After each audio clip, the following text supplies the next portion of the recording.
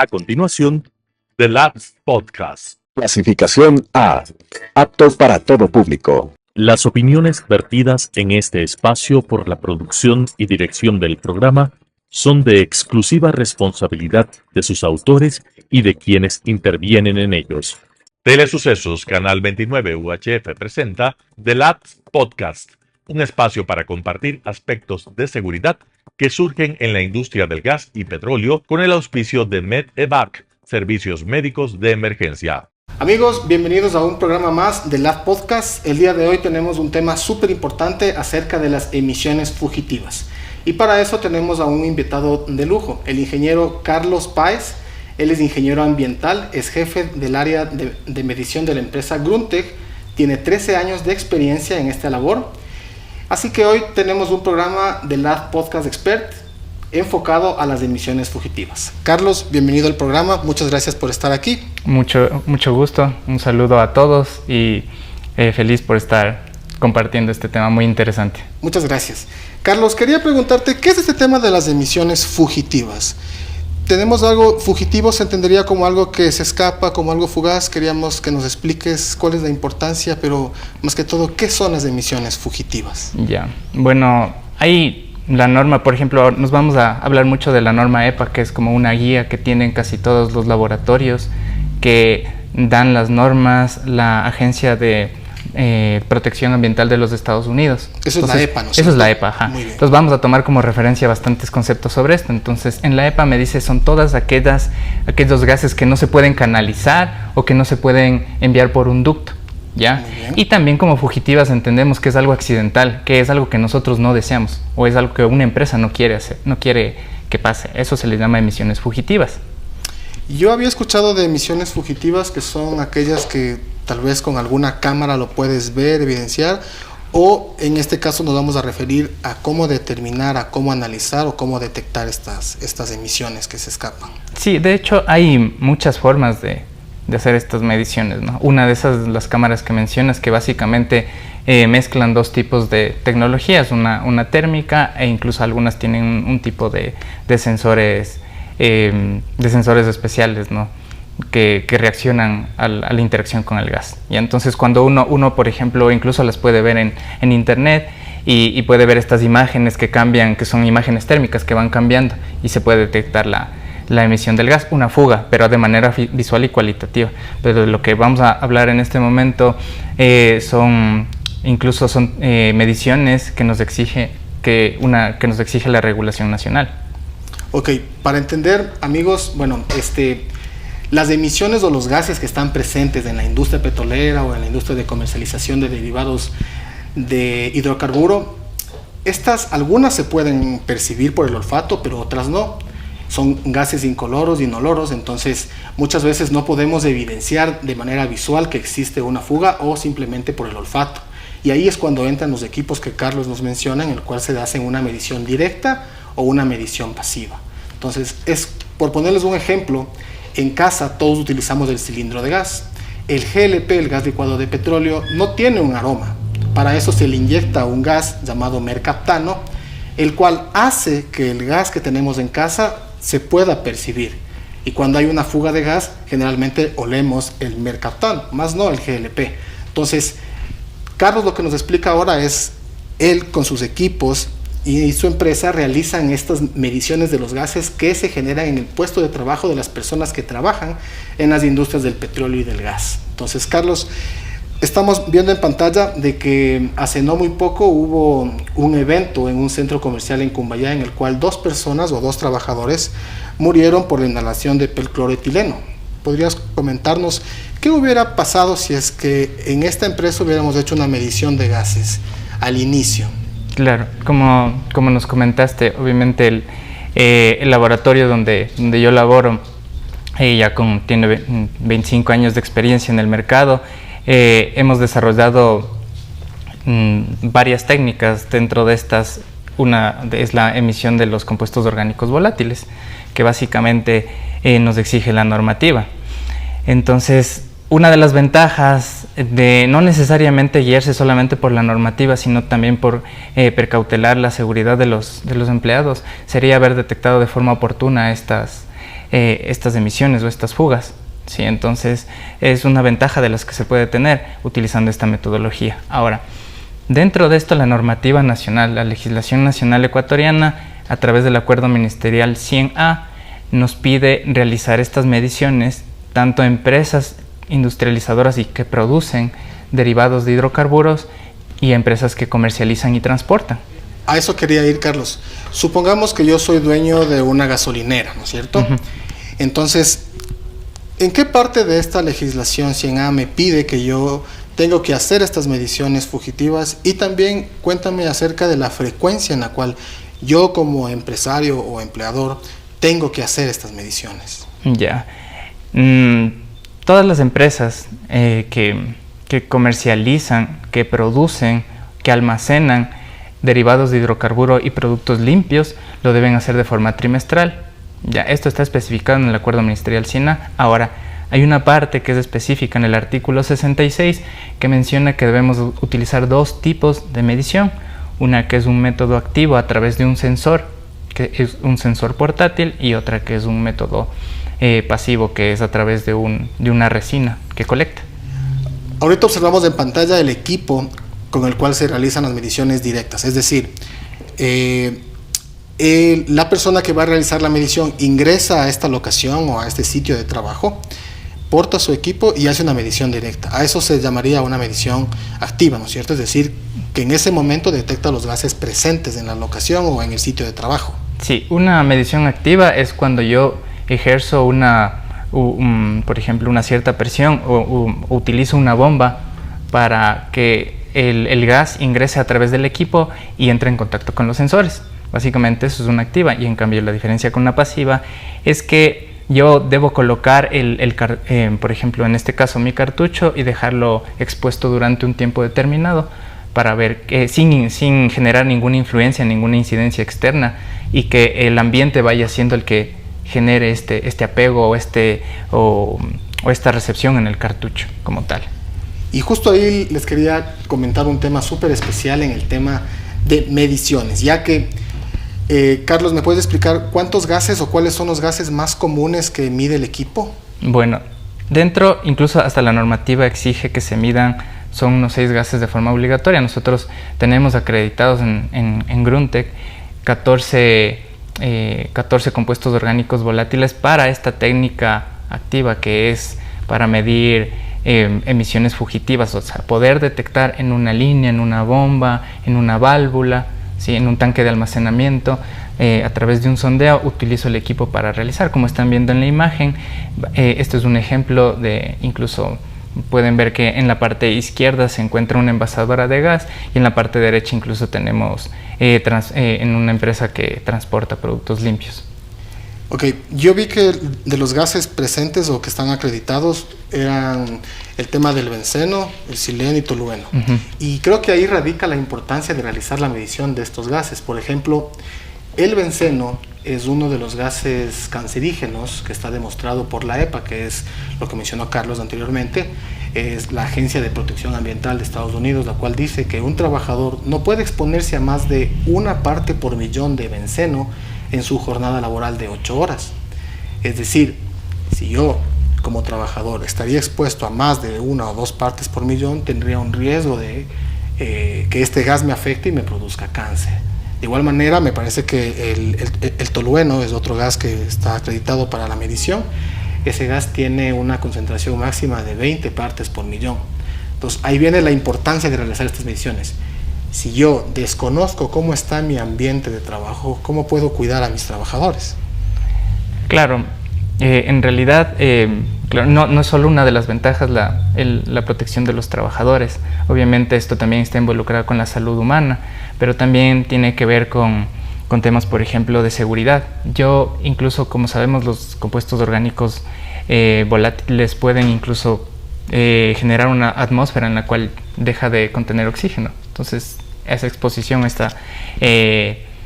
o a estas condiciones yo estoy exponiendo, por ejemplo, a los trabajadores de una empresa. También debemos contemplar otras, como son temas económicos. Por ejemplo, si es que yo detecto tempranamente una fuga en mi proceso, yo podría ahorrarme varios de miles de dólares con una inversión puntual de hacer este tipo de mediciones. Y también si la locación está en un área donde existen personas que viven, ¿no es cierto? Como tú hablabas de las atmósferas, estas se forman y pueden migrar, ¿no es cierto? Pueden trasladarse hacia otras áreas en las cuales podrían afectar ya a las personas o a las personas que habitan en esa comunidad o en ese sitio donde está la plataforma. Muy bien. Sí. Ahora, ¿nos quieres explicar un poco del tema pasivo o cómo funciona el equipo? Cuando esta bomba succiona el aire que está presente en esa locación, ¿qué hace el equipo? ¿Cómo lo mide? ¿Cómo lo detecta? ¿Cuál es el principio? Igual como está proyectándose en la imagen, o sea, el método activo tiene una bomba que va a succionar más o menos a 1 mililitro por segundo el gas que queremos medir. Entonces el gas entra a una cámara, ya. Esta cámara, este equipo se llama un equipo de fotoionización. Entonces el equipo lo que hace es a través de una lámpara UV, ¿sí?, va a cargar las partículas del gas. Entonces el gas entra entra de forma neutra. Yo al generar esta excitación o con la lámpara UV lo que estoy haciendo es cargar electrónicamente y después pasa a un sistema de cámaras donde hay 2 placas polarizadas.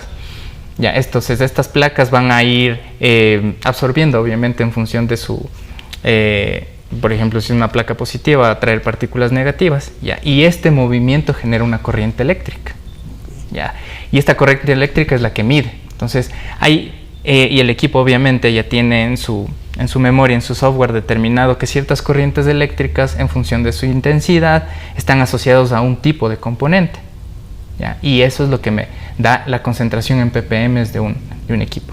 ¿Y cuántos gases puede medir este equipo? Este equipo mide 220 gases. Ya. Pero hay una limitación, ¿no? Obviamente, son bastantes. Son bastantes, ya. Pero claro, el equipo, y claro, para tú poder acreditar un análisis, tienes que hacer pruebas experimentales, ¿ya? Dentro de eso, el laboratorio ha contemplado, basándose en los gases que recomienda el Acuerdo Ministerial Siena, tomar esos y algunos adicionales que son de interés para la salud humana. O sea, ¿ya? No es que yo puedo comprarme el equipo, ir y medir los 200 gases y decir tengo tal concentración. No existe eso. Claro, no. Previamente, ustedes como laboratorio hicieron un proceso experimental de desarrollo, demostración y se certificaron en ¿cuántos gases tienen certificados para poder Para este método son 14. 14 gases. De De los 220 que mide el equipo. Sí, de los 220. Entonces el equipo tiene una cierta limitación. Obviamente yo necesito colocar un factor de corrección para cada uno de 200 gases y hacer un análisis estadístico con pruebas experimentales, utilizando gases patrón, otros gases de referencia para ir midiendo. Obviamente es una prueba bastante larga y bastante extensa y cara, pero igual, a pesar de eso, nosotros abarcamos un poquito más de lo que se pide. Y Carlos, una consulta, ¿cada laboratorio tiene que hacer sus pruebas experimentales con sus equipos o con el estudio que ustedes hicieron es un punto de partida para los demás laboratorios? No, eso es independiente de cada uno de los laboratorios, porque tú tienes, si bien puede ser un proceso muy similar, ya no puedo decir eso, pero tú tienes unas ciertas condiciones. O sea, tú digamos que el laboratorio, o sea, Gruntec, tiene ambientes controlados. Entonces no sé si otro laboratorio tenga, y eso genera una incertidumbre adicional que va a influir en estos datos estadísticos. Entonces cada variable que yo le vaya ingresando y cada variable que contemple cada uno de los laboratorios va haciendo que esto sea diferente. Entonces los datos que yo tengo, o que el laboratorio ha generado, no los puede utilizar otro, porque fueron hechos en diferentes condiciones. ¿Y ustedes fueron los pioneros en realizar este tipo de certificación y en brindar este tipo de servicio de emisiones fugitivas? Sí, de hecho, justamente es un equipo que pueden consultar en el mercado, es un equipo que es fácil de utilizar. Obviamente la complejidad está en que demostrar estas pruebas experimentales. Okay. Adicional a eso, como va de la mano con otro método, que ya lo vamos a revisar, o que vamos a conversar del tema, claro, nosotros lo sacamos los dos a la par. Quiere decir que dentro de la normativa que pide el SINA, nosotros hacemos los dos. Quizás haya uno que hace solo una parte y otro laboratorio que haga otra. Muy bien, entonces conversemos del tema del otro método. ¿Ya? Acabamos de ver el método de evaluación directa, es decir, con el equipo presente en cada locación. Y ahora, ¿cuál sería el segundo método o la segunda alternativa de muestreo que brindan ustedes? Lo que, bueno, nos habíamos olvidado de conversar es que el tema de la normativa nos pide que sean dos tipos de medición, una que es puntual para determinar fugas a través de una línea o a través de un tanque, es como que yo hago un sondeo, y la otra es para ver cuántas de esas fugas se están esparciendo al ambiente. ¿Ya? Y ahí utilizo el pasivo, que es simplemente utilizar un cartucho de resina que sea afín a los compuestos orgánicos volátiles que yo quiero analizar. Que es el que estamos observando ahorita en pantalla, ¿no? Sí, ¿cierto? justamente. Ese es el cartucho que yo coloco. ¿En qué parte? ¿O tengo que hacer un mapa para poder colocar los cartuchos? ¿O tengo que ubicarlos de manera específica? ¿O cómo se hace ese tipo de medición? Ya, entonces, por ejemplo, los cartuchos que estamos viendo en la imagen se van a colocar en el perímetro. ¿Ya? Ok. Sí, se colocan en el perímetro. Son los puntos rojos, ¿no es cierto? Sí, son los puntos rojos, ya. Entonces hay algunos puntos que están de color amarillo que tienen ciertas especificaciones. Quiere decir que si es que yo tengo dos fuentes en medio de un punto de medición, yo debo colocar uno adicional. Ya, entonces mientras más puntos de medición tenga, son mejores. Entonces los cartuchos van colocados uno en el perímetro, ya. Y tienen un cierto direccionamiento, más o menos tienen unos 30 grados de inclinación entre cada punto. Quiere decir que yo voy a generar un radio de acción o de medición para tratar de abarcar la mayor cantidad de fuentes que hay en un área. ¿Y qué tiempo debo dejar yo el cartucho expuesto al ambiente que quiero 14 medir? días. Ah, tiene que estar 14 días Claro, expuesto. por eso es pasivo, porque yo no estoy generando ninguna influencia y básicamente el ambiente es el que está haciendo el contacto directo con el cartucho. O sea que este método inclusive me serviría si es que en algún momento una persona realiza una denuncia o una queja de alguna gasolinera, por poner un ejemplo de una gasolinera, migra el olor hacia las casas. Entonces yo podría utilizar este método para poner en una casa y ver si realmente en 14 días esa casa captó estos VOCs. O sea, yo lo primero que haría obviamente es poner en el perímetro de la gasolinera que queremos evaluar, y de ahí también podría poner un punto de control. Con el perímetro lo que yo estoy evaluando es que en realidad sí hay una migración. Ahora, puede que haya otro tipo de influencias a la casa donde se hizo la queja, que no sean necesariamente de la empresa. Con los cartuchos colocados en el perímetro yo puedo descartar eso. Y si es que hay alguna influencia externa, ya lo puedo ver con el cartucho que dejaría de referencia en la casa del O sea, es un vecino. estudio que me sirve a mí también como empresa para poderme defender, ¿no es cierto? Sí, justamente. Para poder evidenciar que mis controles funcionan o que mis controles no funcionan y tengo que plantearme un plan de acción para corregirlos, ¿no es cierto? Uh-huh. Bueno, y te quería preguntar, yo puse el ejemplo de una gasolinera porque es bastante común cuando uno va y tanquea el auto, salen los vapores, ¿no es cierto? Claro. Que esas son unas fugas que se dan por el proceso, no es que voy a controlar ese tipo de fugas. Pero, ¿cuáles son las industrias que más utilizan este tipo de servicios hasta el momento que les han contratado o que les han solicitado? Bueno, hemos tenido, por ejemplo, varios contratos con transportadoras de derivados del petróleo y productos limpios. Ya son estaciones de distribución. Y las otras también son las gasolineras, como mencionas. Sí, hay bastante demanda. Igual incluso hay una exigencia adicional del Ministerio del Ambiente porque últimamente hemos recibido muchas ofertas sobre este tema. Entonces, sí es uno ya es consciente cuando va a una gasolinera, tiene un olor diferente, entonces sabe que algo pasa ahí. Y claro, obviamente de ahí parte esa exigencia. Y hay otras empresas, obviamente, de las cuales debemos contemplar. No solamente están relacionadas con empresas que manejan hidrocarburos o producen hidrocarburos, sino que también está con el tema de almacenamiento y comercialización. Si, por ejemplo, tú tienes o tu empresa tiene, por ejemplo, utiliza productos limpios o derivados del petróleo para generar energía para la planta y tú tienes un sistema de almacenamiento, deberías realizar este tipo de... Es decir, si yo tengo un servicio de catering o de cocina y tengo una bombona de gas, ¿podría estar expuesto a estas emisiones? Sí, o sea, ahí nos vamos con el tema de la protección ambiental, o sea, con la protección de las personas como tal. Entonces, pero sí contempla un poco más, por ejemplo, más grande. Por ejemplo, hay algunas empresas que generan pintura o que producen pintura. Esos tienen calderos que funcionan con diésel y que obviamente la parte de generación es un sector bastante importante de la industria como tal. Entonces, no solo tiene que ver con las industrias de petróleos o prestadores, claro. Entonces, que requieren bastante combustible para sus procesos, como la fábrica de cemento, por ejemplo, requiere para sus hornos un tipo de combustible bastante fuerte.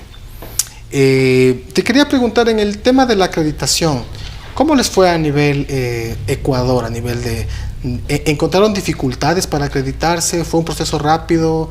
¿La normativa les ayudó, no les ayudó? ¿Encontraron qué tipo de obstáculos o qué oportunidades de mejora encontraron? Bueno, tipo de obstáculos, el momento de la acreditación no, porque básicamente el servicio de acreditación ecuatoriana se le emite ahora con anticipación una solicitud. Entonces, básicamente entre que envías la solicitud hasta que te vienen a hacer la evaluación es un año, pero es un tiempo que ya tenemos contemplado. Ahora, siempre el problema es antes de que se emita una normativa. Entonces, como nosotros hemos participado en varios talleres donde quieren impulsar nuevas normativas de control, entonces más que todo es la resistencia al cambio por parte de las empresas, pero todos entendemos que es un bien conjunto que va a beneficiar tanto al ambiente como al sector productivo. Muy bien, Carlos. Bueno, te agradezco, muchas gracias por esta explicación magnífica acerca de las emisiones fugitivas. Y también quería enviarles un mensaje, pues es súper importante controlar el ambiente de nuestros trabajadores. Como vimos, existen gases presentes en los sitios de trabajo que muchas veces no sabemos que existen y muchos de ellos son muy peligrosos y pueden producir enfermedades catastróficas para el trabajador y a futuro puede conllevar un problema para la empresa. Carlos, muchas gracias por tu explicación. Queda pendiente algunos temas, esperamos vernos próximamente.